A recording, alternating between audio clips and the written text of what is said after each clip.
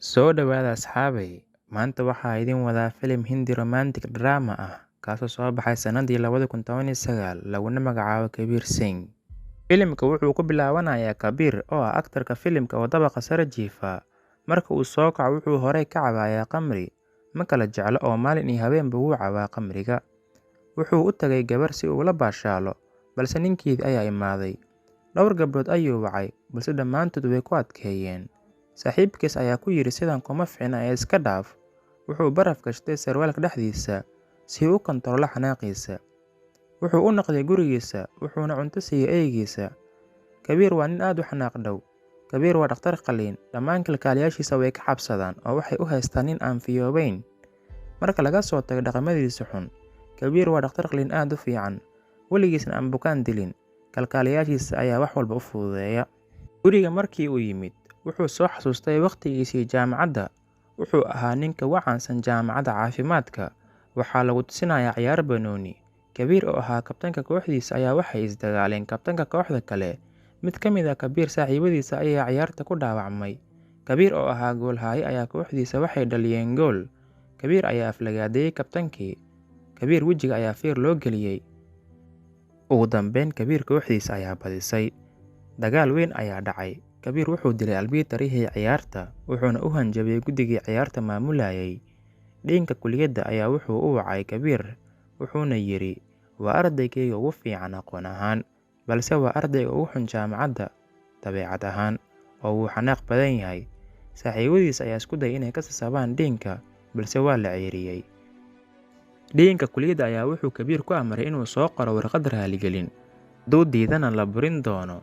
Kabir kalama jeclo oo wuxuu dhahay waan baxayaa. Wuxuu soo qaatay warqadda beddelka, balse waxaa lagu xiray saxiixa Deanka. Asigoo sugaya ayuu wuxuu arkay gabar aad u qurxan, wayna soo jiidatay. Wuxuuna jeexjeexay warqaddii beddelka. Wuxuu go'aansaday inuu jaamacadda sii joogo. Wuxuu u tagay ardayda ka hooseysa, wuxuuna u sheegay in gabadhaas ciddii fiiriso uu dili doono.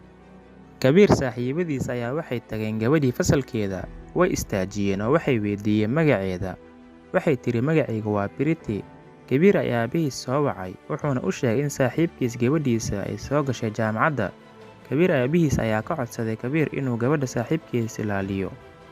Priti aabaheed ayaa arkay Kabir oo sigaar cabaya, wuu nacay midaas, balse Kabir ayaa u yimid oo wax fahamsiiyey. Qof waliba oo jaamacadda jooga wuu xushmeeyaa Priti Kabir dartiisa. Maalin, Priti oo saaxiibadeed la heesaysa ayaa waxaa arkay Kabir. Wuu u wacay, wuu la sheekaystay, taank ayuuna ka shumiyey. Saaxiibadeed ayaa wada xishooday. Kabir ayaa gabadhii jacayl u qaaday. Fasalkeeda ayuu yimid, wuxuuna fadhiisiyey safka hore, wuxuuna ku dadaalay inay kaalinta koowaad gasho. Wuxuu siiyey cashiro badan. Habeenkii ayuu u yimid ayadoo bannaanka fadhiso, wuxuuna ku hurday dhabteeda. Waxaa la gaaray xafladda caanka ah ee Holi. Maalinkan dadka rinji ayay isku shubaan. Kabir moobel ayaa u soo dhacay, waxaana loo sheegay in Priti uu wiil foodeeyay oo rinji lagu shubay. Wuxuu yimid hoosteelka gabadha asigoo xanaaqsan. Markii uu yimid, wuxuu arkay Priti oo oynaysa, wuxuuna ku dhahay soo nadiifi. Wuxuu wareystay laba wiil, waxayna u sheegeen in Amir oo ah ninkii ay isku baxeen ciyaartii banooniga inuu foodeeyay. Wuxuu yimid jaamacadda uu dhigtay Amir asigoo xanaaqsan. Aad ayuuna u garaacay Amir. Wuxuuna u sheegay inuu jecel yahay gabadhan, uusan mar dambe dhibaateen ama il saarin.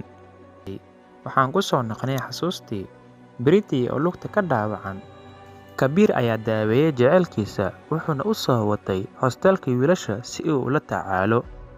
Waxay wada qaateen waqti, waxay muddo isla joogeen hoosteelka. Kabir iyo saaxiibadiis ayaa wada kireystay guri si ay ugu wada noolaadaan. Kabir ayaa qalin jebiyey, balse Priti kuma aysan farxin arrintan.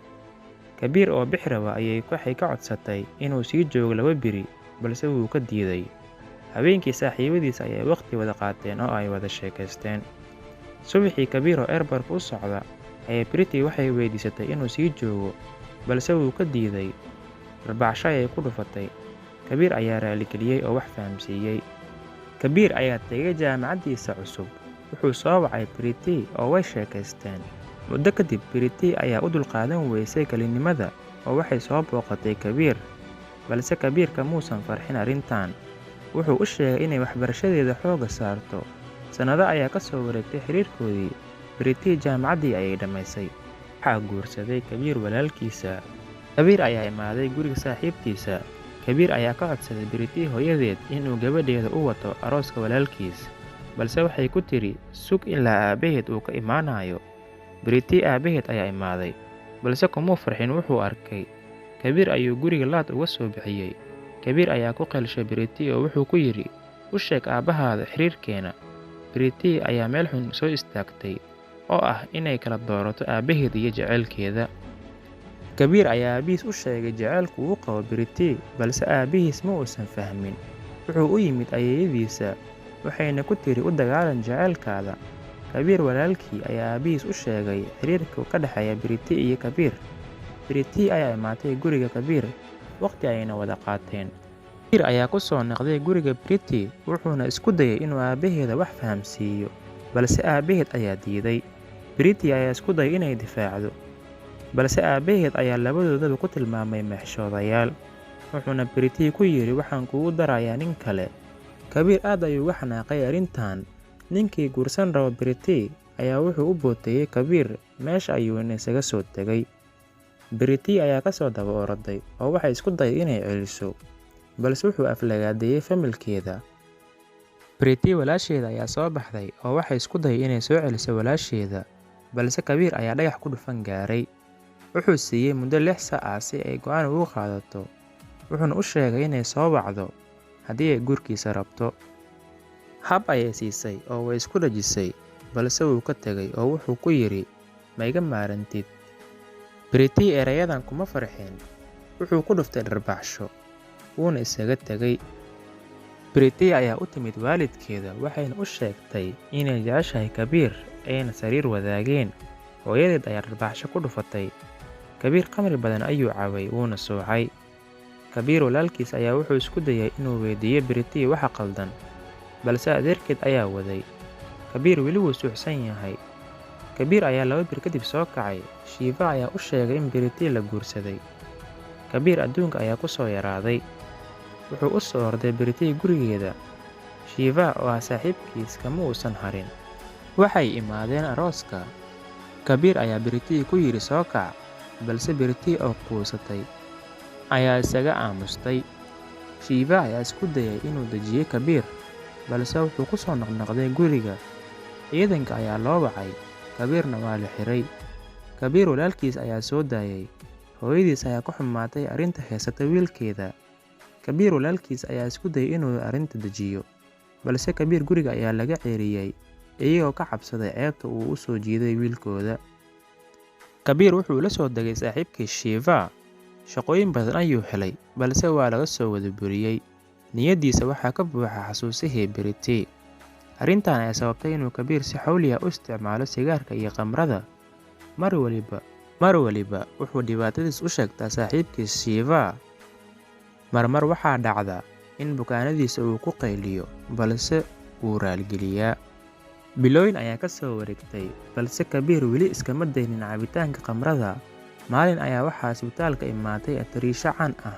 Atariishadaasoo lagu magacaabo Jia, taasoo ka heshay Kabiir, waayo dadka oo dhan waxay ula dhaqmayeen iyada sidii boqorad. Balse Kabiir kalama jeclayn cidda ay tahay. Kabiir walaalkiis ayaa ka xumaaday xaaladda walaalkiisu ku jiro. Way doodeen, ugu dambeynna way isdagaaleen. Kabiir walaalkiisa ayaa ka quustay Kabiir oo wuu isaga tegay guriga. Jia iyo Kabiir way isku soo dhawaadeen, balse wuxuu u sheegay inuu rabin jacayl, uu kaliya rabo inay waqti isla qaataan. Jia ayaa ka ogolaatay iyadoo rajaynaysa inay wax isbedelaan. Iyagoo ku wada jira gaari ayay u sheegtay inay jeceshahay. Wuuna xanaaqay oo wuxuu ku yidhi tan iyo xaaje kama lihi jacayl, wuuna isaga soo tegay. Maalin ayaa Kabiir si cabsan isbitaalka laga soo wacay, loona sheegay in qaliin degdeg ah looga baahan yahay. Wuxuuna u sheegay inuusan xaalad uu qaliin ku sameeyo uusan ku jirin, balse ugu dambeyn wuu ka yeelay. Qaliinkii intii lagu jiray, Kabiir wuu cabsanaa, mana uusan awoodin in uu istaago. Wuxuu siiyey tilmaamaha kalkaaliyaashiisa. Qaliinkii waa lagu guulaystay, balse isbitaalka ayaa ogaaday wixii dhacay. Kabiirna wuu xanuunsaday oo isbitaal ayaa la geliyey. Hooyadiis ayaa aad uga walwalsan wiilkeeda, balse Kabiir kalama jecla arrintaas. Waxaa bilowday mudaharaadyo ka dhan ah Kabiir maadaama asigoo cabsan uu qalliin sameeyay. Kabiir familkiisa iyo diinkiisii hore ayaa isku dayay inay difaacaan, balse kiiskiisii ayaa maxkamadda la geeyay. Kabiir ayaa iska daayay cabista sigaarka iyo khamrada. Kabiir walaalkiisa ayaa weydiistay Kabiir inuu been u sheego maxkamadda uuna isdifaaco. Markii uu maqlay arrintaas, Kabiir ayaa ku noqday balwaddiisii. Waxaa la gaaray xilligii maxkamadda. Kabiir ayaa cabsan. Shiifa ayaa Kabiir siiyay cocaine si uu u soo kaco. Wuu soo kacay waxaana loo sheegay inuu raaco fikirkii walaalkiis. Maxkamadda markuu imaaday, Kabiir ayaa u sheegay inuu cabsanaa maalinkaas, isla haddana uu cabsan yahay. Waxaana lagu xukmay in muddo 5 sano ah uusan qalliin samayn karin. Wuxuu aad u sii isticmaalay balwadda, shaqana ma haysto. Waxaa laga soo ceyriyay gurigii uu degnaa. Shiifa ayaa ka xumaaday arrintii, wuxuuna u soo bandhigay inuu guursado walaashiisa geeriyootay Kabiir ayeeyadiisa. Kabiir ayaa ka murugooday arrintan maadaama uu ayeeyadiis aad u jeclaa. Kabiir aabbihiis oo murugaysan ayuu u yimid, wuuna raaligeliyay. Waa laga oggolaaday raaligelintii. Wuxuu ku soo noqday gurigii familkiisa, waana la soo dhaweeyay. Wuxuu iska daayay dhaqamadii xumaa, wuxuuna bilowday nolol cusub. Kabiir ayaa loo soo bandhigay inuu dalxiis aado, wuuna ka oggolaaday aabbihiis. Asigoo ku jira dalxiiskii ayuu wuxuu arkay Pretty. Kabiir ayaa aad ugu farxay aragtida Pretty. Waxay joogtay xadiiqadda, ur ayayna lahayd, aad ayayna u murugsanayd. Kabiir xaaladiisa aad ayay u fiican tahay. Waxaa casuumay saaxiibkiis Kamaal, wuxuuna ku casuumay arooskiisa. Wuxuu u sheegay saaxiibadiisa inuu isku dayi doono inuu soo ceshto jacaylkiisii Pretty. Maalintii xigtay, Kabiir wuxuu tagay isla xadiiqadii uu ku arkay Pretty. Shiva ayaa la socday.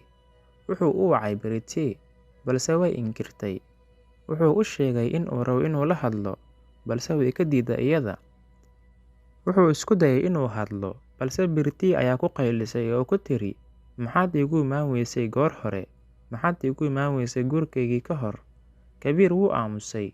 Shiva ayaa la hadlay Pretty, una sheegay sida ay wax u dhaceen.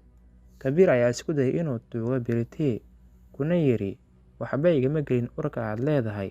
Waxaan u korin doonaa sida inaan aniga dhalay oo kale." Wuxuu u sheegay inuu la dagaali doono dunida oo dhan haddii ay ka micno tahay inay u soo noqonayso iyada. Pretty ayaa u sheegtay inay ninkeedii kala tageen 3 beri kadib guurkeeda, uuna yahay aabbaha dhalay cunuga caloosha ku jira. Kabiir ayaa ku farxay arrintaas. Waxay u raacisay inay mar hore u imaan rabtay, balse ay maqashay xiriirka ka dhexeeya asiga iyo atariishada Jia.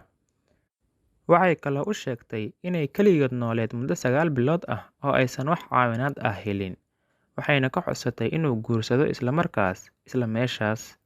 Kabiir ayaa u mahadceliyay maamooyinkii caawin jiray Pretty. Wuxuu watay Pretty wuuna guursaday.